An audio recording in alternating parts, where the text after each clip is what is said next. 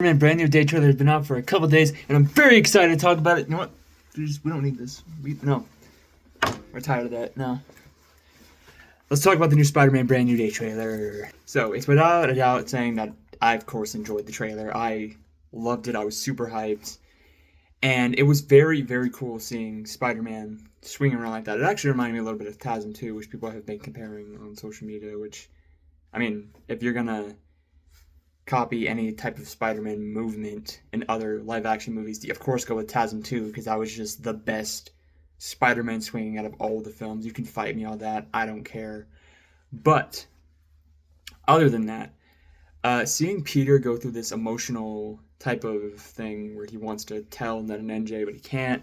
Now, of course, I've made this very clear, I'm not a big fan of the side characters, but it seems like they know what they're doing, and I'm very, very, very, very, very hopeful of this movie. It's also interesting the way they're using Bruce Banner in this movie, from what we've seen in the trailer, that he's going to be helping Spider-Man figure out about his new mutation, which the mutation thing I'm also very interested in. If they're going to do some type of body horror man-spider thing, that would be actually kind of intense. But if they do end up doing that, it could be cool. And I know it's kind of the trope in Tom's films that you need to have him team up with another superhero, but I think they actually made it sense here with Bruce Banner. Because Spider-Man and Hulk have never interacted in any of the MCU movies, which is crazy to me. That they've never interacted, because they're both very smart people. Now, I'm sure if the Fantastic Four were here in the MCU, they'd most likely have them experiment on Spider-Man, but it is what it is. It's also very interesting to see MJ with a new boyfriend, we're pretty sure. And if they're trying to adapt the Paul thing, of course, I'm not going to like that. That's going to be awful. And Peter having to deal with that is going to be really interesting. But there's also, something else I noticed in the trailer. We're going to be getting into that soon. But, yeah. And the Punisher, too, was freaking sick. I'm so glad that he is in it, as well as Boomerang and people like Boomerang and the Arachnid are going to be in the movie. Like, what? That's just insane to me, that you're taking those characters and putting them in that movie of all things. I'm pretty sure they're only going to be in there for some sort of saving montage, as I've seen people talk about online. But even then, that's still cool. And adapting those comic book poses, come on. Also, the Hand being in this is really interesting, because I wonder if they're going to bring Daredevil in here. Which, of course, I would want. We would all want that. It's freaking Daredevil. Let's be real here. And let's see, what else can I talk about this movie that is totally awesome? Need my thinking.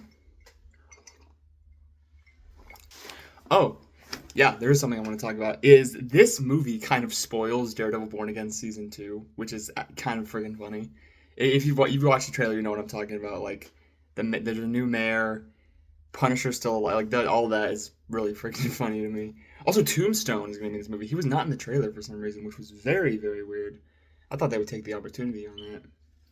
And I know there's a whole, villain with the mind control thing. I don't know who the frick that is. I'm not going to be taking my theories on that. I'm just going to be waiting for the movie to come out. But there is one last thing I want to talk about before we end here.